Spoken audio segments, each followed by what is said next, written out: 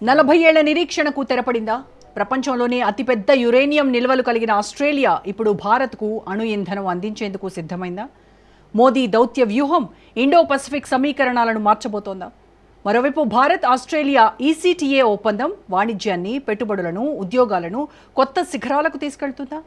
Uranium నుంచి zero duty trade వరకు, quad నుంచి గ్రీన్ ఎనర్జీ వరకు ఈ చారిత్రాత్మక భాగస్వామ్యం వెనక ఉన్న అసలు వ్యూహం ఏంటి? Let's watch.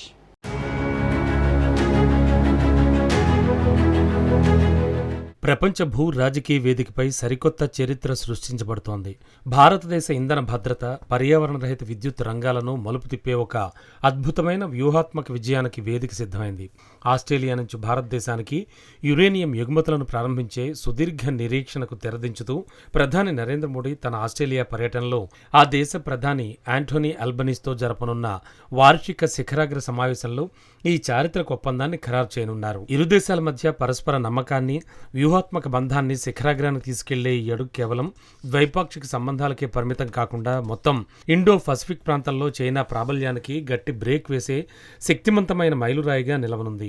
నిన్న మొన్నటి వరకు సాంకేతిక కారణాల వల్ల నిలిచిపోయిన ఈ ఒప్పందం నేడు మోడీ దౌత్య చతురతతో కార్యరూపం దాల్చడం ఒక దౌత్యపరమైన విజయకేతనంగా నిలుస్తోంది. ఈ ఒప్పందం వెనక ఉన్న ప్రధాన ఉద్దేశం భారతదేశ పౌర అణుశక్తి కార్యక్రమానికి అవసరమైన నిరంతర ఇంధన సరఫరాను భద్రపరచడమే.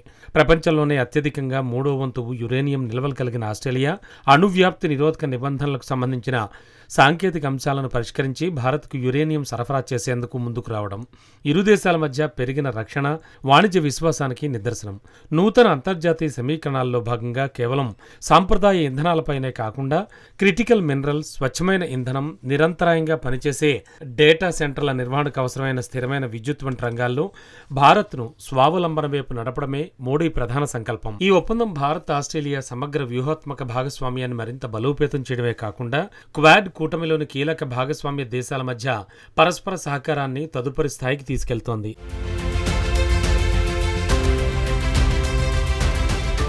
ఈ సవాళ్లన్నింటికీ భారత ప్రధాని నరేంద్ర మోడీ తన సుదీర్ఘకాలిక విజన్ ఇండియా, అలాగే గ్లోబల్ దౌత్య వారసత్వంతో సమర్థవంతమైన సమాధానం ఇచ్చారు.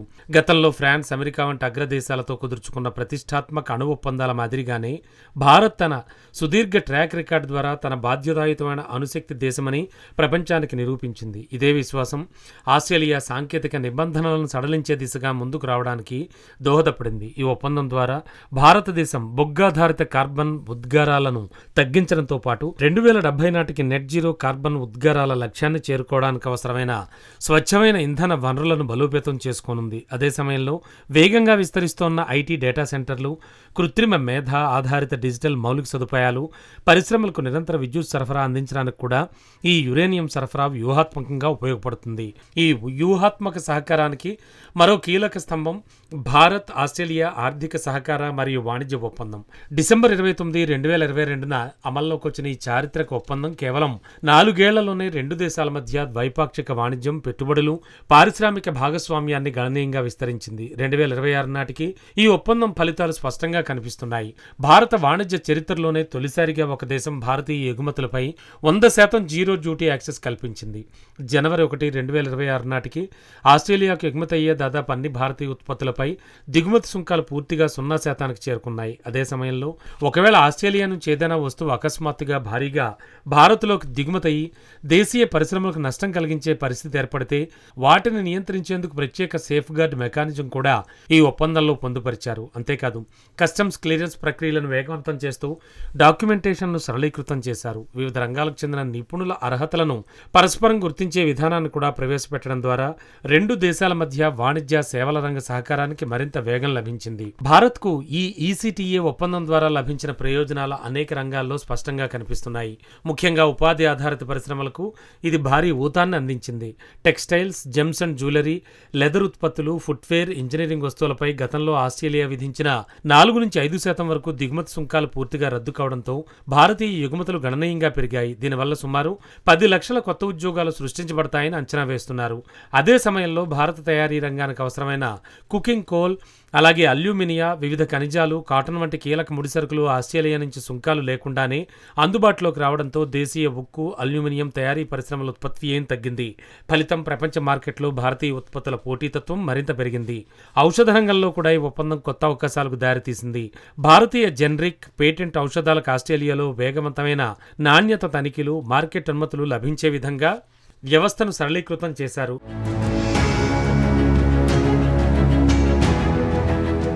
ముఖ్యంగా కెనడా లేదా యూరోపియన్ యూనియన్ ఆమోదం పొందిన భారతీయ ఔషధాలకు మరింత వేగంగా మార్కెట్ ప్రవేశం లభించే అవకాశం ఏర్పడింది. విద్యా, ఉపాధి రంగాల్లో కూడా ఈ ఒప్పందం భారత యువతకు విశేష ప్రయోజనాలు అందిస్తోంది.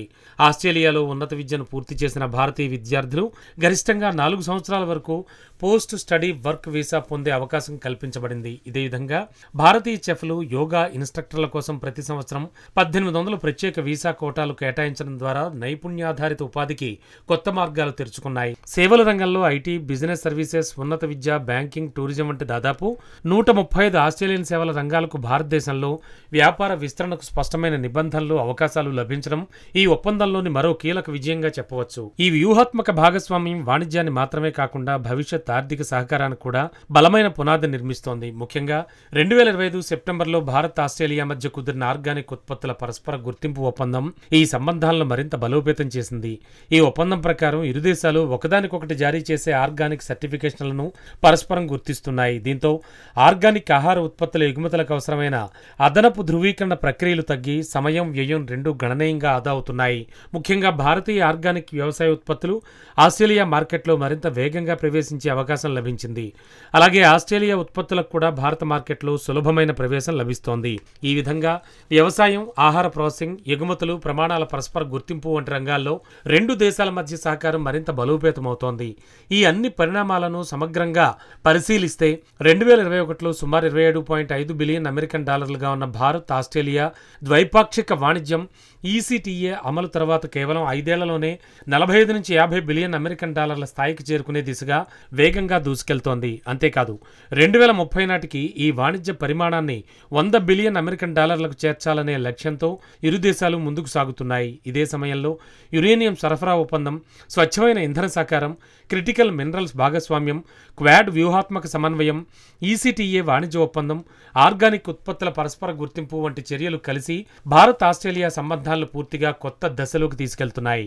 4 దశాబ్దాల నిరీక్షణ తర్వాత కార్యరూపం దాల్చుతోన్న ఈ వ్యూహాత్మక భాగస్వామ్యం కేవలం 2 దేశాల ఆర్థిక ప్రయోజనాలకే పరిమితం కాకుండా ఇండో పసిఫిక్ ప్రాంతంలో స్థిరత్వం, సరఫరా గొలుసుల భద్రత, ఇంధన స్వావలంబన, స్వచ్ఛమైన అభివృద్ధి, పరస్పర విశ్వాసం మరియు గ్లోబల్ వ్యూహాత్మక సమీకరణాలకు కొత్త దిశను చూపించే చారిత్రక మైలురాయిగా నిలవనుంది.